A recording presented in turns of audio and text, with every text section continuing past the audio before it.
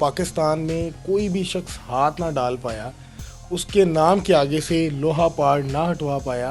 और बड़े बड़े शख्स को उसने दावा किया कि मैं फ़लाँ कर दूंगा, वो ख़तून आए मैं उसको, या कोई भी ख़तून है अगर वो प्रेग्नेंट हुई है तो मेरी दवाई से हुई है। जब FIA के ऑफिस में आपकी हकीम शहजाद से मुलाकात हुई, क्या कन्वर्सेशन हुई, कोई बातचीत हुई कि यार तुम तो मुझे बड़ी गालियाँ देते थे, और वहाँ तो उसकी बड़ी दाढ़ी बड़ी हुई है और मुख्तलिफ बुरा हाल है। जब मैं FIA से बाहर निकला ना, उसकी एक मासूम सी बच्ची थी।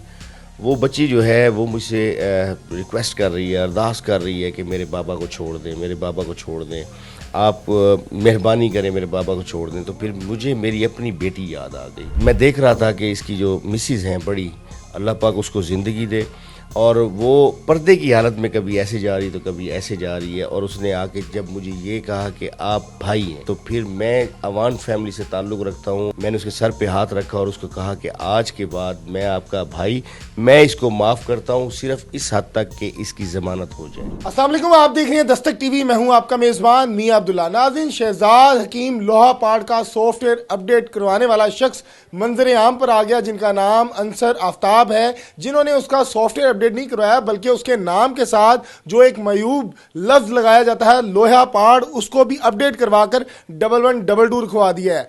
क्या वजह बनी, किस तरह इनके साथ मामलात उलझे, इनसे जानते हैं। अस्सलाम वालेकुम। वालेकुम सलाम। कैसे हैं? अल्हम्दुलिल्लाह। सबसे पहले बताएं कि आपने सोशल मीडिया पे जो कंट्रोवर्शियल गुफ्तगू होती थी और जो हमारी माएँ बहनें सुनने से मुतासिर होती थी, वो गुफ्तगू को ख़त्म करवाया, और जैसे ही उनकी वापसी हुई तो वो बड़ी एक मुनफरद एंट्री थी जिसमें वो कह रहे हैं कि मैं एक क्रिमिनल हूँ, मैंने जुर्म किया है और मेरा इस तरह इस्तकबाल नहीं करना चाहिए था। सर, क्या किया है, कहाँ से आप ले आए हैं सॉफ्टवेयर? देखिए, पहली बात तो ये है कि ये सॉफ्टवेयर मैंने नहीं किया, क्योंकि इदारे हमारे जो है, मैं उनको सलाम पेश करता हूँ कि कोई भी ऐसा शख्स जो कि सोशल मीडिया पे गलत गुफ्तगू करेगा तो उसका सॉफ्टवेयर तो अपडेट होना चाहिए। वो उनका अपना अंदाज़ है, किस तरह से करते हैं ये मुझे नहीं पता। बहरहाल ये है कि हकीम शहजाद का जो सॉफ्टवेयर है वो अपडेट हुआ है। पीछे बातें बहुत सारी हैं जो मैं करता भी आ रहा हूँ, बताता भी आ रहा हूँ कि हकीम शहजाद को मैंने एक लफ्ज़ कहा था अपनी एक वीडियो में कि तमाम उन इदारों को चाहिए जो कि इसके दवाखाने पे जो अद्वियात हैं उनको चेक करें। अगर इसकी अद्वियात बिल्कुल ठीक हैं तो इनको फिर सर्टिफिकेट ISO 9002 देना चाहिए, जो इंटरनेशनल स्टैंडर्ड ऑफ ऑब्जर्वेशन का है। तो जब मैंने ये बात की तो उस वक्त मौसूफ को ये बात बड़ी मायूब सी लगी, और उन्होंने फिर मुझे गालम गलोच शुरू कर दी, सोशल मीडिया पे अपने पैगामात देना शुरू कर दिए। तो एक वो रंज भी था, और उसके साथ कुछ मेरी बैकग्राउंड में एक बात थी कि वो मेरी खाला अद्वियात लेने की। मैं अब इस बात को आगे लेके चलूंगा, लेकिन कहीं ना कहीं तमाम इस प्रोसीजर में मुद्दत आपकी है और जो क्रेडिट जाता है वो आपको जाता है। जी बिल्कुल, मुद्दत मेरी है, और इस बात पे मुझे बड़ी खुशी है कि मैंने अपनी मुद्दत में ये FIR करवाई है, क्योंकि मैंने एक कैंपेन चलाई हुई थी कि सोशल मीडिया पे जो गलत अल्फाज से गुफ्तगू करते हैं या गैर महज़ब अंदाज से वीडियोस बनाते हैं, मैं उनका ख़ात्मा करूं। और ये हकीम शहजाद साहब जो थे, इनका पहला नंबर था जिस वक्त आप वीडियोस खोलते थे, क्योंकि हमारे पाकिस्तान में, हमारे साउथ पंजाब में सोशल मीडिया का इस्तेमाल बहुत ज़्यादा है। घरों में बच्चियाँ देख रही हैं तो एक मायूब सा लफ्ज़ आ रहा है, अगर कोई खातून देख रही है तो एक मायूब सा लफ्ज़ आ रहा है। सोशल मीडिया का इस्तेमाल था या कोई पर्सनल रंज था आपको? नहीं, पर्सनल रंज नहीं था, वो मैं आपको बता रहा हूँ कि मेरी जहाँ से ये स्टार्ट हुआ वो ये था कि मेरी अपनी खाला, चची भी हैं, वो गई हैं इनसे दवाई लेने के लिए। 3 लाख रुपए की दवाई खरीदी पहले महीने, कैंसर की। उनको ब्रेस्ट कैंसर था। अब उनकी हालत ये है कि उनका जो ब्रेस्ट है वो रिमूव हो चुका है ऑपरेट होने के बाद, और जिस वक्त उनको डायग्नोस हुआ था उनकी पहली स्टेज थी। अगर हम अद्वियात अगर किसी डॉक्टर के पास जाते तो शायद वो अब तक दूसरी या तीसरी स्टेज पे होती। अब वो लास्ट स्टेज में जाके उनका ऑपरेट हुआ है। तो जब वो गई हैं उनके पास ना कि भाई अब तो हमारी हालत बड़ी ख़राब हो गई है, आपने तो कहा था कि ये जो शख्स यहाँ पे बैठे हुए हैं सारे सारे कैंसर के मरीज़ हैं, आपने जो सारा कुछ किया, शोबदाबाजी करते रहे, तो आप हमें ये बताएं कि चलें ये तो अल्लाह ताला का और हमारा मामला है कि शिफात मिन जानिब अल्लाह होती है। आपने इतने दावे किए और हम ये रिपोर्ट्स करवा के आए, पहली स्टेज से हम लास्ट स्टेज पे चले गए, ये कैसे? तो उन्होंने कहा बस ये जो आपको दवाई देनी थी कैंसर की, यही दवाई थी, बस दे दी।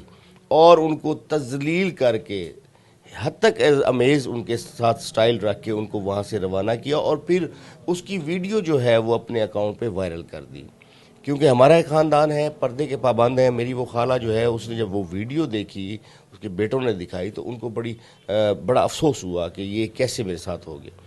मेरे पास रोती हुई आई कि ऐसे ऐसे एक हकीम है। तो मैं उसके साथ नाराज़ हो गया कि आप उसके पास गई क्यों? नीम हकीम खतरा जान के पास क्यों गई? आपने जाना था, डॉक्टर के पास जाना था, या मुझे बताती, मैं आपको चेकअप करवाता। बस उन्होंने कहा जी कि ये जो हम सोशल मीडिया पे देखते हैं, ये सारे मेरे हमसाए, इन्होंने आके मुझे बताया, मेरे बेटों ने बताया, दीगर लोगों ने बताया कि आप वहाँ पे जाएं और बिल्कुल ठीक हो जाएंगी, तो इसलिए हम चले गए वहाँ पे।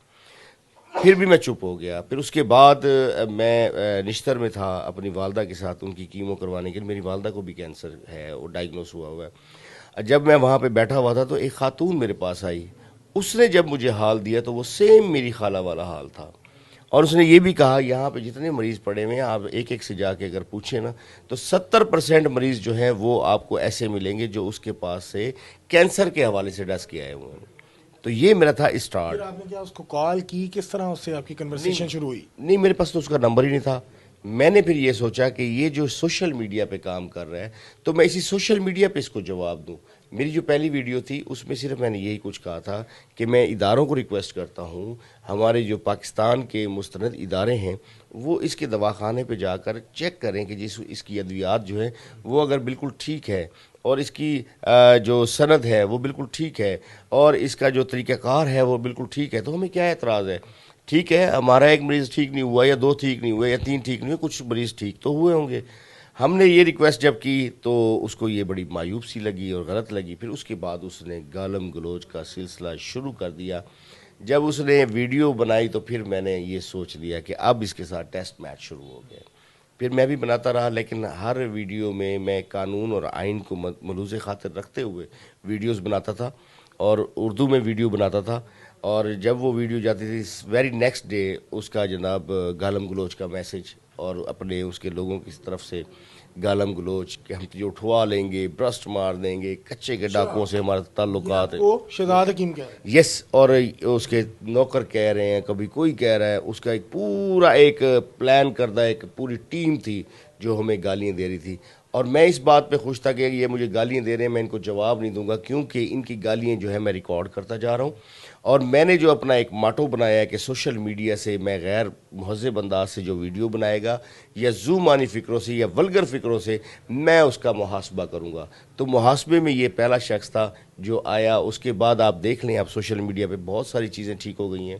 सर मुझे बताइएगा कि उस शख्स को जिसको पाकिस्तान में कोई भी शख्स हाथ ना डाल पाया, उसके नाम के आगे से लोहा पार ना हटवा पाया, और बड़े बड़े शख्स को उसने दावा किया कि मैं फलां कर दूंगा, वो खतून आए मैं उसको, या कोई भी खतून है अगर वो प्रेग्नेंट हुई है तो मेरी दवाई से हुई है, उसको आपने सॉफ्टवेयर अपडेट किया। आप कौन है? बदमाश हैं, कब्जा माफी हैं, कौन है, या असर शुरू के मालिक हैं?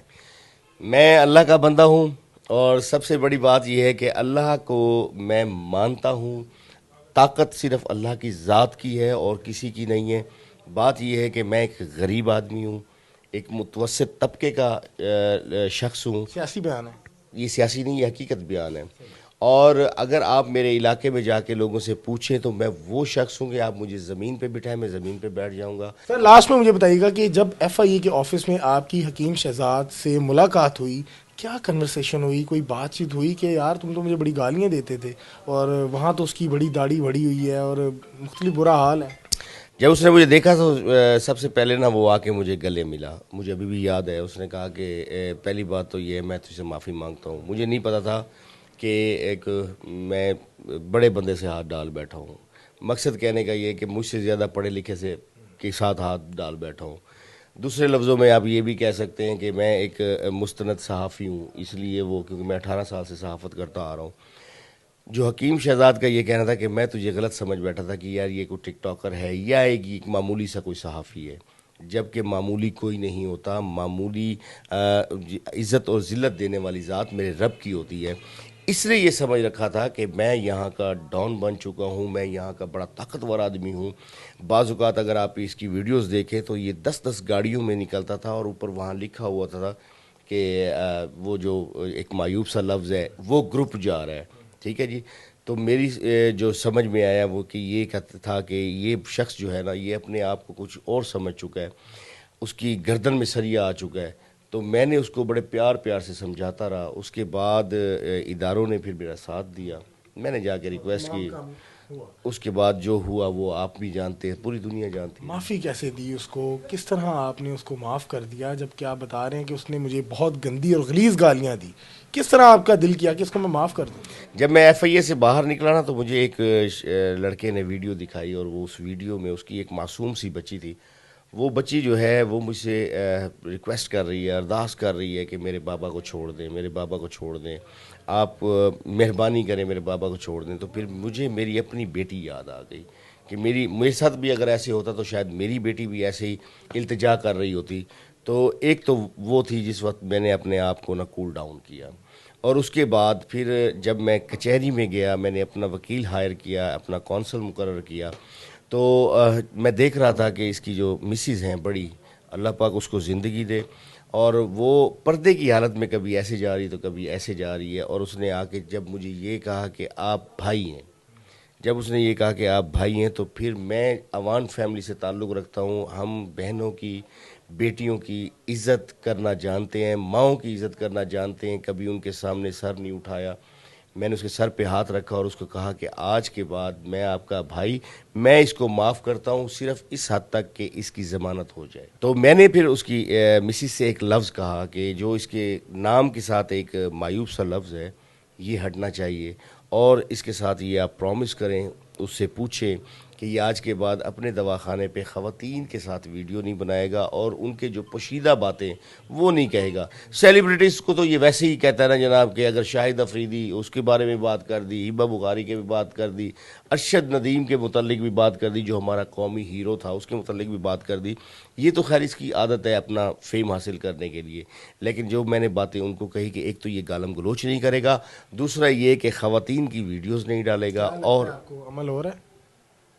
मुझे अब यकीन है कि अमल होगा। उसकी वजह यह है कि देखिए, इंसान जब बाहर निकल के ना, जब वो बताता है ना कि मैंने अब नमाज भी पढ़ना शुरू कर दी है, कलमे भी याद कर लिए, मैंने कुरान भी पढ़ना शुरू कर दिया, तो इसका मकसद है कि उसमें ठीक हो गया। नहीं, उसमें कहीं ना कहीं शर्मिंदगी वाला अंसर ज़रूर मौजूद है जो उसको हुआ, और वो उसका सबूत भी दे रहा है वीडियो से।